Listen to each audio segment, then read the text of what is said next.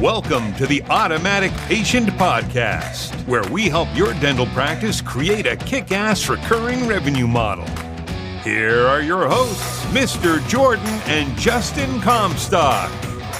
This podcast is powered by BoomCloud. Create, manage, and grow your dental membership program. Schedule a demo on boomcloud.com.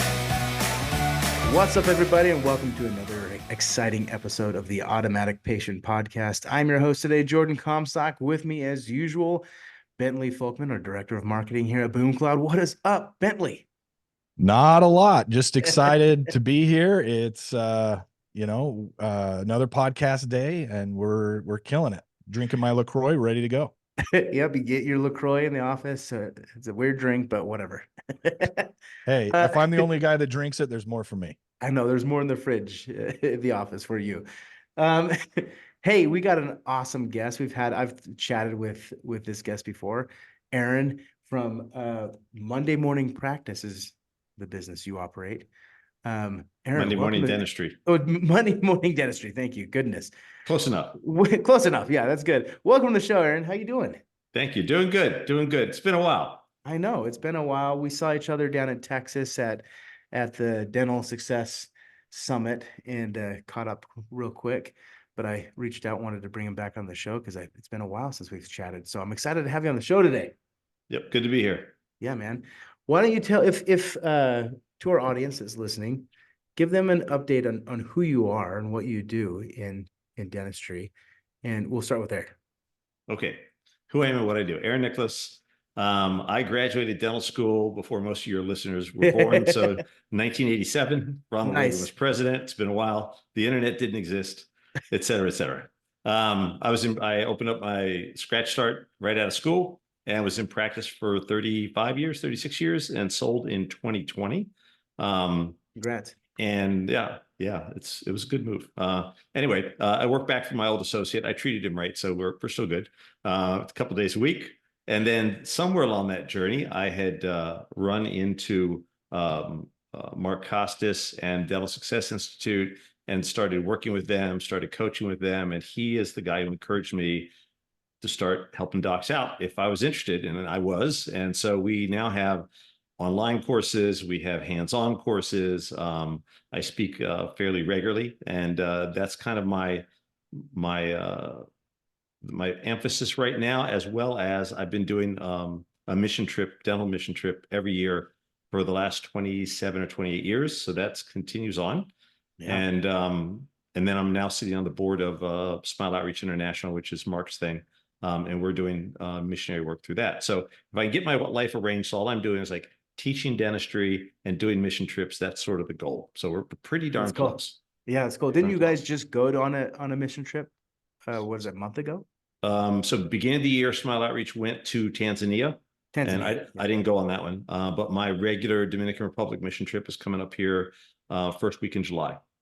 That's awesome. And do you recruit dentists to go to that, or do you already have kind of your team that you go every? Yeah, so the Dominican trip has been running for a lot of years, and people find out about it different ways. And it's such a popular trip. The big problem is when people go, "Hey, I'd love to do that. Can I go?"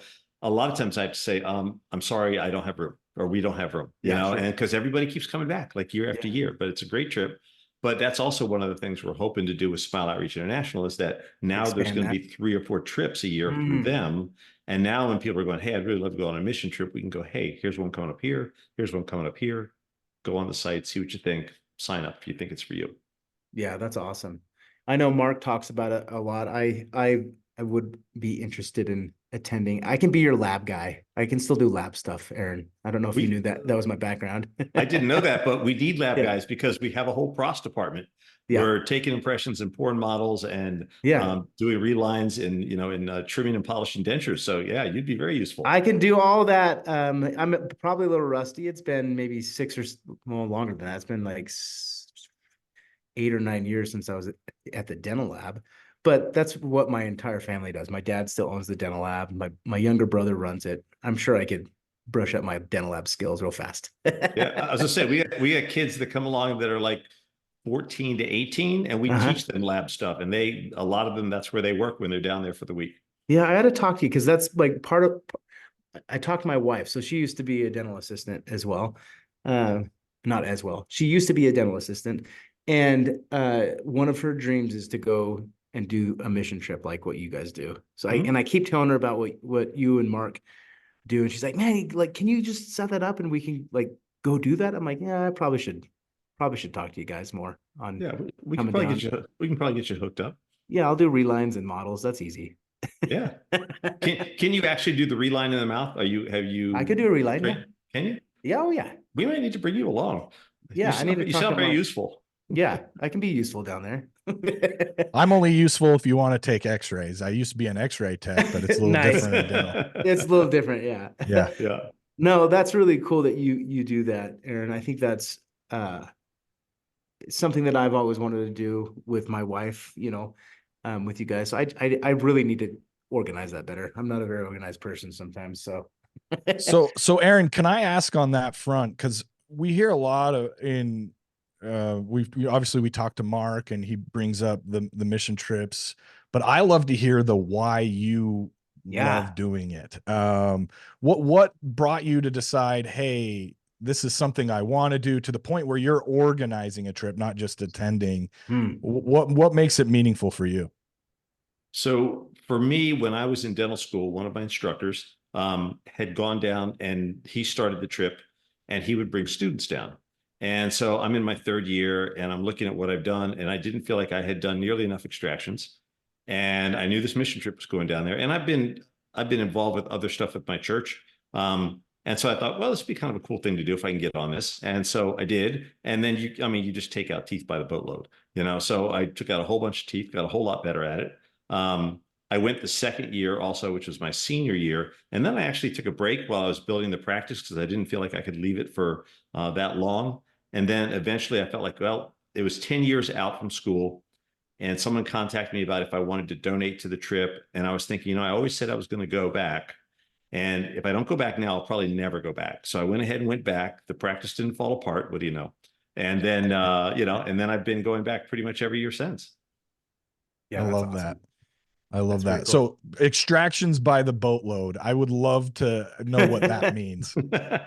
That means we have 4 departments now. So we have extractions, we have operative dentistry, we have pros, and we actually have a perio department, believe it or not. And so we also work with local Dominican dentists. So when we first started going down there weren't LED headlights and loops. And so we'd get the kids from the local from the local church youth group to hold flashlights. Yep. And they would hold flashlights for us. And then a lot of them got interested, and some of them went through dental school. And so when we come down, they come back out as dentists now, and they work doing like operative. They prefer to do operative dentistry because pretty much all they do all day long is shuck teeth, So they come back and they tend to be our operative department, as well as helping with translating and et cetera, et cetera. So it's sort of come full circle, which is really cool. And so it's a cooperative effort between the two groups, and it doesn't exist without either group. So that's worked out very nicely.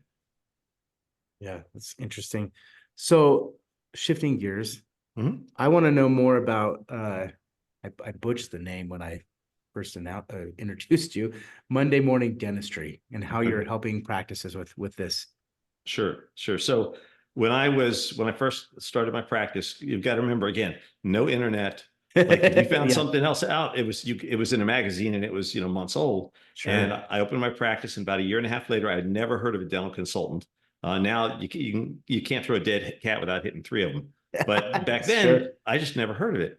And I was looking at the money in the bank and looking, it was going down, down, down. And the practice wasn't building up that much. And that's back in the day when you didn't market, because that wasn't a good thing to do. Yeah. I had a Yellow Pages ad, and I sat on my butt and waited for people to walk in the door, And so I got to a point where I was like, I'm probably going to go bankrupt. And I talked to the doc next door to me, who was a specialist, and we had opened up the same day, just pure coincidence. And all she had to do was go out and do a lunch and learn with the local, general dental office, and they would send patients. So that was kind of her marketing, and she would do that. Sure, yeah. And but we both had a lot of free time, so we were talking about it one day. I said, "Yeah, I'm probably another 7 months, and I'm going to be gone. I just don't see it's picking up real well." And she said, "There's a guy in the next town over, and he hired these consultants, and maybe that would help you out." So I went ahead and I talked to their consultants. We started implementing stuff in place in the practice. And in about 6 months, we ended up being break even and starting to make a little money, and then things kind of grew from there. I'm trying to remember why I told you that story. What was the question again? We were talking about how you got started with Monday morning dentistry. Oh, money. Okay. So, yeah. So as a part of that consulting group, they offered free CE. Okay. Now Sure. now all the doctors know, oh, there's a lot more to learn. I need CE. Back then we had just come out of dental school. We were like, I'm good. And I was like, I don't know if I really want to do CE. And the guy's like, it's free. You need it for your license. You should come. And so I would go, and I went to a lot of different courses, and some of them were like, this is great stuff. Why didn't they teach this to me in dental school? And I implemented right away. And other stuff was just so fluffy, or you would have to change everything you're doing to implement it, that it was basically useless. So I always promised myself that if I ever ended up teaching courses, that it would be in such a way that you could take it back after the course and put it in place on Monday morning, and it would work. And that's why the business is called Monday Morning Dentistry. That's Love right. it. Yeah.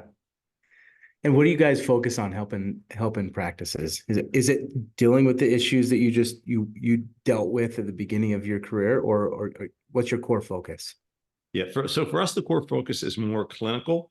Okay. It was really business stuff that helped me get the practice out of the red and into the black. Sure. But as I've worked and kind of seen what happens as you build a practice, and now that I've been coaching for DSI, I can see what problems young associates have and young doctors have, and it's an effort to help solve some of those problems. So early on, I didn't have any way to be. I mean, we were going bankrupt. There was no way I was sending work down the road. So I learned how to do molar root canals because I sort of had to. I had plenty of time. And remember, there's no rotaries at this time, so they were totally hand filing, and we did molar root canals, and I kind of learned how to do that. So later on, that was just a part of my repertoire. And as I'm meeting younger docs, they're like, yeah, they didn't really teach us that in dental school. We just send those out. And I'm like, no, don't send them out. Hang on, let me help you out. I can talk you through this, And so I originally made some online courses, which worked out great. And then one of those young docs looked at me and said, okay, when's the hands-on course? And I was like, Nice. 6 months. I'll have it up in 6 months. And so we started doing hands-on courses, and that's been really popular. We also put on a surgical extraction course online. And then recently I have found a place in the States, because I didn't want to, everybody does it in Dominican Republic and Guatemala and stuff like that. I wanted to do it in the States. We found a place in the States where we have a patient population that needs the work and can't afford it, and where we can get visiting dentist licenses. And so we can now hold this course in the States without having to go out of the country. So we're going to kick that off for the first time in Ocala, Florida in October. So I am psyched, really psyched about this. Yeah, that's awesome. So your core focus is helping practices with molar root canals, because they ship that. I didn't know a lot of practices would outsource that to another clinic. Yeah, a lot of docs do. Sometimes docs have tried doing it. They've run into the same problems over and over. They're like, you know what? I'll just send it down the road. Whereas I kind of had to work through it just because of circumstances, and so I did. So yeah, what are some of the challenges they run into that? Because I mean, like I said, I've been at the dental lab a lot. I don't know who's doing what, right, and who's outsourcing to who. Like, what are some of the challenges that you see even today? Great. So we put up, I put up surveys occasionally just to kind of see where people's heads are at. And the top two things are A, locating all the canals, and B, being able to file all the way to the end of the root. Because if either of those don't happen, then it's not going to be a successful root canal. No. And you do that, and maybe you separate a file, or you have some problems, and then you have to have that conversation with the patient. You have that conversation a couple, 3 times, and you go, I don't ever want to have that conversation again. No. They can go to the endodontist, and I'll just put the crown on it when they come back. So the way we teach it is actually to both those things at the same time, because it's actually easier to do them at the same time than to do them separately. And then that way everything stays in-house. Yeah, that's really interesting. I didn't realize a lot of practices were sending those out. Makes sense, especially if they're not trained on it, and all the details of that, with molars. Goodness. All right. So I'm curious, how did you meet with Mark Costas? And you mentioned earlier before we started recording, you were one of his first black belt practices. that work with him. And that's kind of a big deal today. If you don't know, what that is with what Mark Costas does, it's like the premium run practice is kind of how I look at it.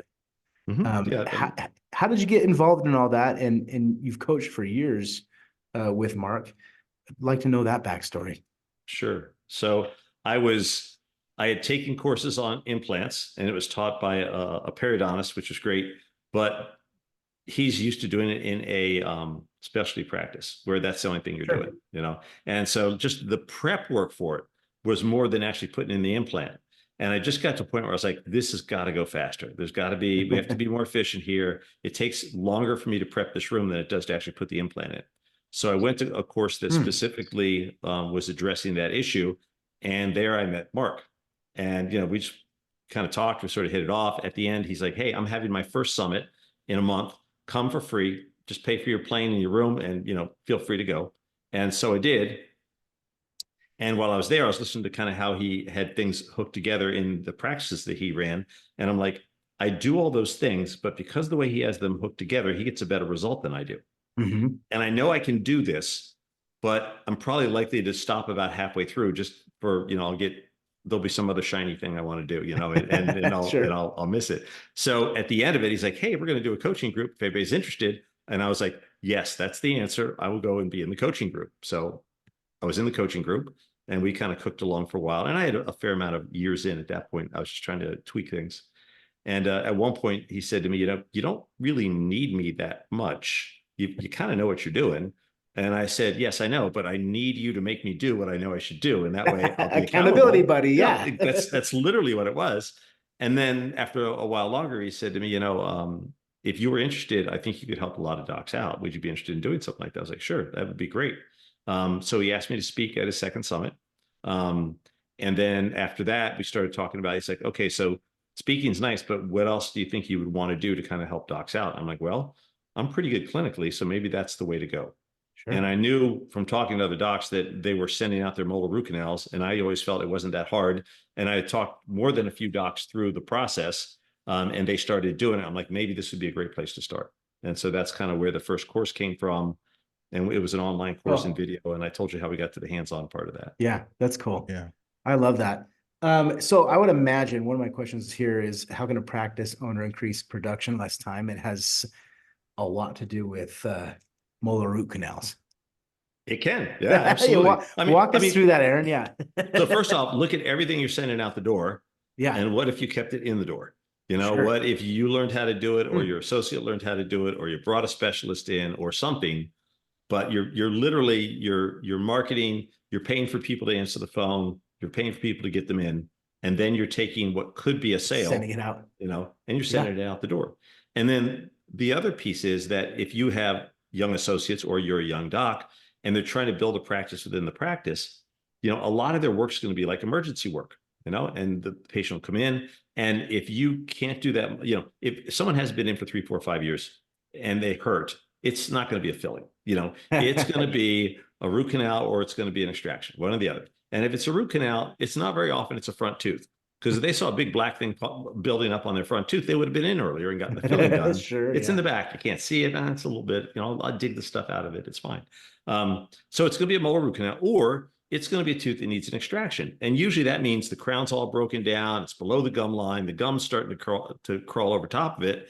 And, you need to be able to do that extraction. If you could do either of those things, then once you get the patient out of pain, very legitimately, you can look at them and go, hey, glad we got you out of pain, but I see some other things that are fires that are coming. And, if we could get you back in and kind of, let's get a game plan so that we're not just putting out fires. They now trust you. They met your staff. They like the way things work, and they're more willing to come in and start to continue treatment, as opposed to you bring them in, you go, oh yeah, you need a surgical extraction. I'm going to send you to my oral surgeon. He's a really good guy. You should do that. And then let's come back and let's get a game plan together. They never come back. Yeah. Okay. Well, they just don't. That's real complicated. And it's, when you got them in your office, might as well come up with a game plan from the get-go, because everyone's busy.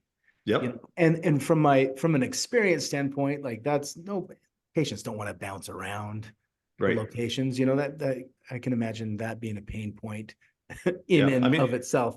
yeah, I have a friend that calls it referral fatigue. It's like, Sure. like they go here, they go there, and pretty soon they're like, I don't want to meet anybody else. I don't want to have to, I just want to get my stuff done. The other piece of that is, when you're looking at being more productive, if you can do more work in a chunk of time, then you're going to be more productive, obviously, right? Yeah. So, if they need a root canal and they need extraction and they need 2 fillings and they need some scaling, you can bring them in for each of those things separately, or maybe you do some and not the other. Or if you bring them in, numb up the lower left, and you do all of those things at one time, you're saving a ton of time because you're not having to renumb that area over and over. You're saving a ton of money because you're not resetting the room over and over and paying for somebody to do that. And you're just sitting down and doing the work.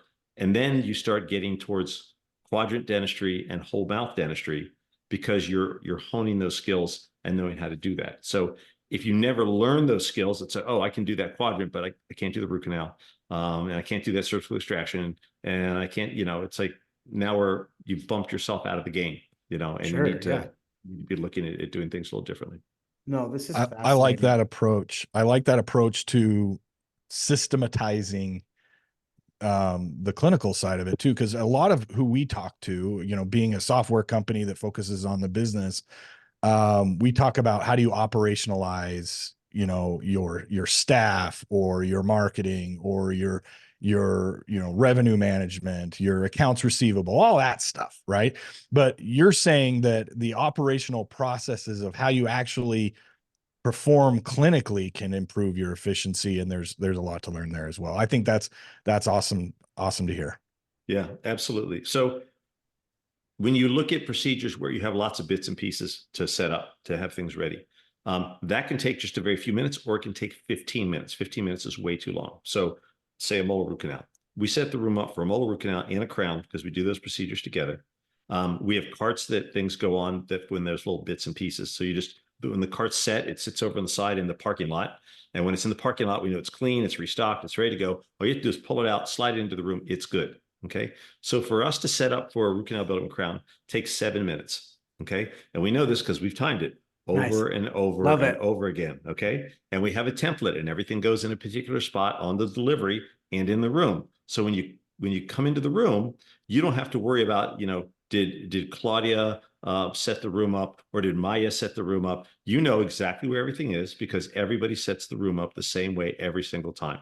Okay. And then that's going to save you just a ton of time as you're going through the process, because you're not looking for things or, oh, gee, we don't have it. Oh, it's in the drawer. You pull the drawer out. Oh, somebody didn't restock the drawer. Okay. Someone needs to run down the hall and get the thing. Yeah. And you can burn a lot of time just looking for stuff.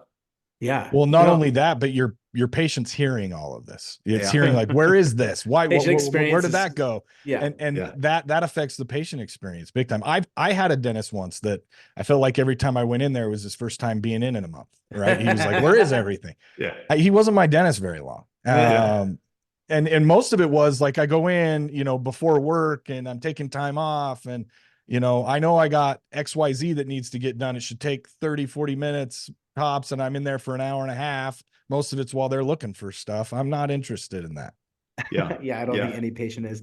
Reminds me, Aaron, when I was at the dental lab, we had similar problems, right? Because there's all these tools and processes that we do to create like a denture or a crown or whatever it may be. And I remember first getting into my dad's dental lab, and it seemed so chaotic. Like, I need this tool to do this procedure, create this restoration, and things were kind of scattered. And we kind of implemented a very similar process where the bench was set up a certain way for a certain process, right? Yep. We documented, we timed everything so that we could be efficient. Because on the dental lab side, it's very similar conundrum. Like, oh, if my tools and my everything I need to create this crown is scattered, which happened all the time because nobody set up things the right way, and we're moving tools around. It's like, no, this is the dedicated bench for waxing crowns, right? Waxing gold crowns. Yeah. So you've got all your waxing. So we set up the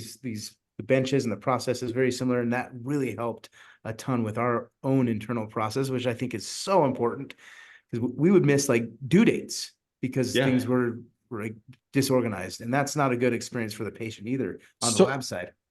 Yeah. So on that, Aaron, digging into that a little bit more, what do you think like the end result for, a practice would be by implementing these kinds of processes? I love to know what the end of the rainbow looks like. Yeah.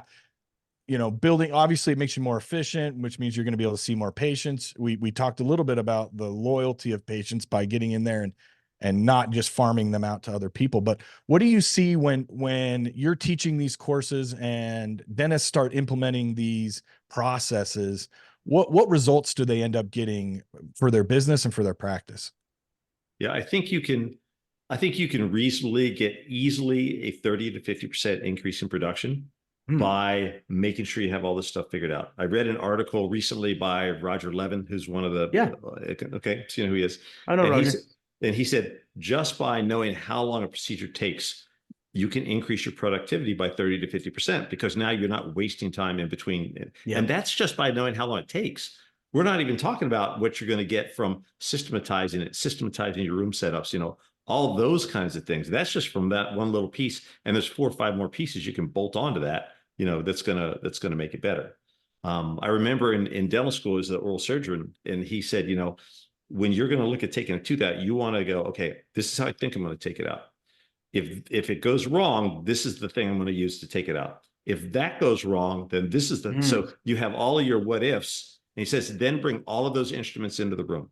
He said, don't open them up, but have them in the room. There's nothing worse than if you were to end up in court and the patient keeps talking about, well, then they had to run down the hall and get this. And then they had to run down the hall and get that. And then they, so not only from a efficiency and productivity standpoint, but in some ways, just from sort of a legal standpoint, it's a lot better if you kind of have all that stuff together.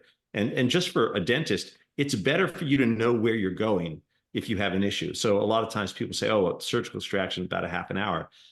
Shouldn't take a half an hour, because if you're working on something and it isn't working, go to plan 2. If that doesn't work, go to plan 3. And then, usually you'll end up, about 3, and it's about the most you'll need to go because you're very efficient at figuring out this isn't working. I'm not going to push something that's not working. I'm going to go to plan B, and then keep working through it that way. I love that. Aaron, changing gears just a little bit. With all this being implemented, one of the things we mentioned, we've kind of glossed over it, is using these patients that come in, the emergency patients, the root canals, the extractions, as a way to build patient loyalty and getting them back on plans and building those game plans.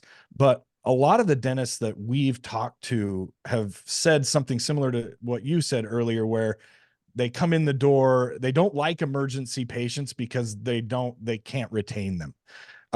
What advice would you give to a dentist or a practice owner, whether it's how you train your staff or whatever, that helps them take these patients that you spend all this time and effort getting them in the door? They've chosen you have this golden opportunity. How would you advise them to build a retention model around that? Sure. So first off, all the statistics say that 50% of the adult population of the United States does not have a regular dental office. Okay. So when these people are coming in on emergency, they're not the ones that are coming in every 6 months. Okay. They're a part of the other 50%. So they come in and they have a problem. And now usually they're not coming in all the time because they don't have the habit. They're afraid. I think afraid's pretty big on the list. There may be some financial things going on also. Okay. So somehow in your first contact with them, you need to solve all those problems. Okay. To make them feel like, oh, these guys are different and they're going to take care of me. So we do a lot of mailers, and one of the things we put on the mailers every time is, got a toothache, call today, be seen today. Real simple. It's like, I'm hurting. They're going to make sure I get seen today. Okay. It doesn't mean I'm taking the tooth out today. It doesn't mean we're doing definitive treatment today. But what it does mean is, if you're in trouble, I'm your guy. Come on in, and maybe that's a couple of x-rays and a prescription and an appointment to take care of things down the road, but here, and then once you've gone through that process, if you make that as easy on them as possible, do you need sedation? Do you need nitrous? What else can we do to make you comfortable? And then, can I quickly and efficiently do this thing that you need? And then they go, oh, gee, that wasn't that bad. Oh, you want me to come in and so we can don't have to do fires? Yeah, this is pretty bad. Maybe you can help me avoid this. And I like you. and I like the way that you're dealing with me. And that's the start of trust. Will it work with every patient? Absolutely not.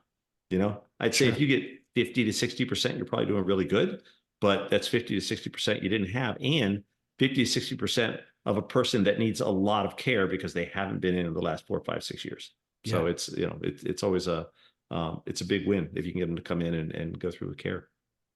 Yeah, awesome. I think the narrative you're saying here, along with the treatment, is the kind of the we're here for you, but that can't just come from you as the dentist. That also has to be communicated with the person that's taking that call, with your staff as they're setting up the appointment and getting that person in for treatment. As I'm assuming that is an all hands on deck approach when you get one of these patients in the door as well. It can't all be on your capacity as the dentist to win them over.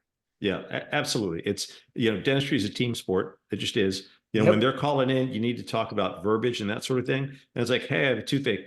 Okay, well, how long has it been since you've been? No. Hey, I have a toothache. I'm so sorry to hear that. Has it been going on a long time? I mean, some level of care and concern. Empathy, yeah. Yeah. And then immediately, okay, what are we going to do? You know, when I teach the root canal course, we talk about diagnosis. And I say, you know, the patient sits in your chair and like, doc, oh my gosh, this thing kept me up all night last night. Like, oh man, I am really sorry to hear that. Has that happened before? No, but okay. And then we're into all the multiple guest questions about hot or cold. Is it this or that? Is it that? You know, so yes, I want empathy on the front end, but I want to transition into treatment just as fast as I can, because I don't need to hear the whole story, but I need to hear enough of it that I can be empathetic, and then we can kind of move forward and let you know, I'm going to take care of you. I like that. All right, Aaron, our listeners are probably wondering where they can find out more information about you and all your courses. What's the best site we can send them to? So the best site is going to be mondaymorningdentistry.com.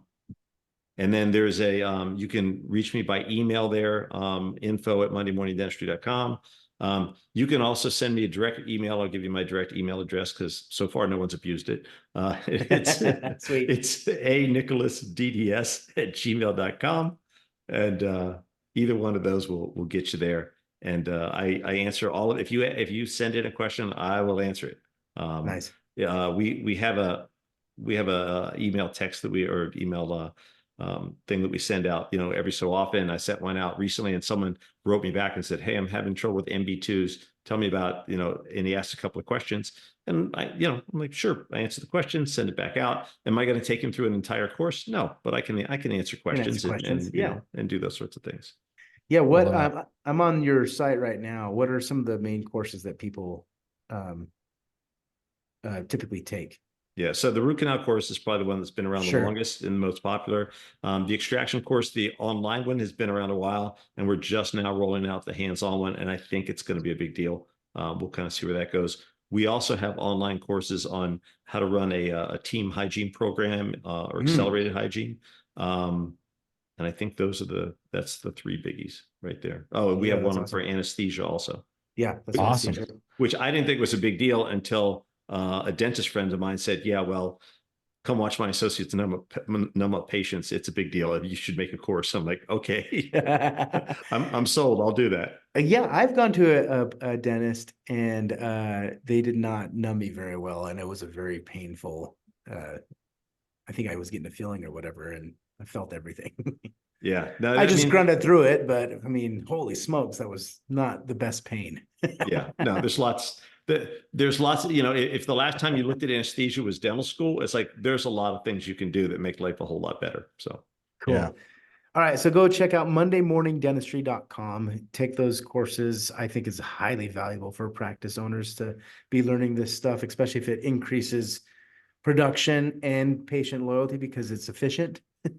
Yeah. I think that's awesome. Aaron, thank you so much for coming on the show today. It's so good seeing you again. Yeah, you too. Oh, by the way, we have a discount code for your listeners. So it's just Boom Cloud. And it's $200 off the any hands-on course and 10% off any online course. So just at the checkout, put Boom Cloud in there, and that'll automatically tick up. Thank you, Aaron. That's awesome. That's very generous of you for our listeners. I'll put that in the show notes so that everyone can find it there, as well as your contact information and info on how to find Monday Morning Dentistry. Okay, awesome. That sounds great. With that said, we hope all of our listeners have a rocking day.